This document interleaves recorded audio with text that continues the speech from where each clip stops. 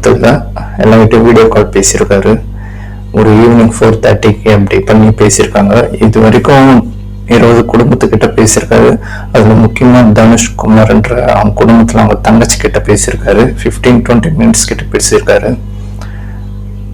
ஒரு ஆறுதல் சொல்லியிருக்காரு.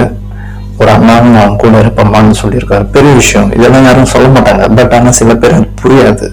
அதோட வழியில இருந்தாதான் அது தெரியும். அது சில பேர் புரிய போறது இல்லை. அது பேசணும் வேஸ்ட் தான். ஸோ அவரை அது உள்ளேருந்து சொல்றதே பெரிய விஷயம். அது உள்ளேருந்துதான் ஒரு அண்ணாவா நான் இருக்கேன் உங்களுக்கு தங்கச்சி அப்படின்றதுதான் அவங்க விஷயம். ஏன்னா நேரில் சீக்கிரமா போக முடியல. நான் நேர்லயே சந்திப்பேன். அது வரைக்கும் நான் உங்களுக்கு இருக்கேம்மா, நான் கூட சீக்கிரம் நான் வருவேன், எல்லாரையும் உங்களை பார்ப்பேன், அண்ணன் போயிட்டாருன்னு நினைக்காத, நான் இருக்கேன் உனக்கு அப்படின்னு சொல்லி ஒரு கூஸ் பம்ப்ஸ் கொடுக்குறாரு. சில பேர் தற்கொலைங்களா, அது புரியாம போறதில்லை.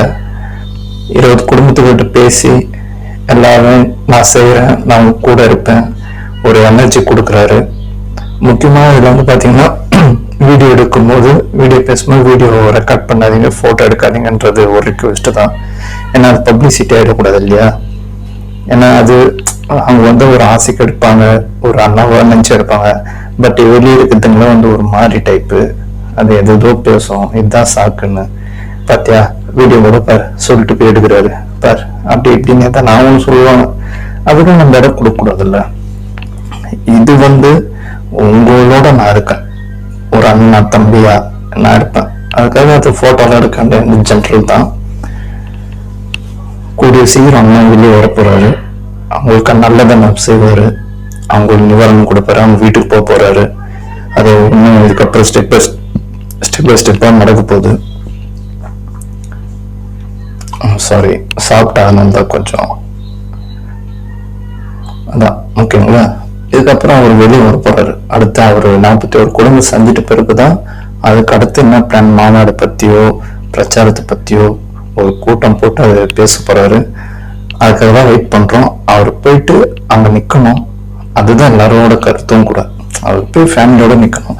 அவர் 1 மாசம் கழிச்சு வந்தாரு, 6 மாசம் கழிச்சு வந்தாரு. அவருக்குன்னு வருவாரு, அவருக்குன்னு நேரம் வரும். அது மக்கள் புரிஞ்சுப்பாங்க. சில பேர் அது புரியாது, அதை வச்சு ஒரு அரசியல் பண்ணுவாங்க. அது யாருன்றது தமிழ்நாட்டுக்கே தெரியும். ஸோ அதனால தேவையில்லை. அப்புறம் இன்னைக்கு இன்னொன்று பார்த்தேன்.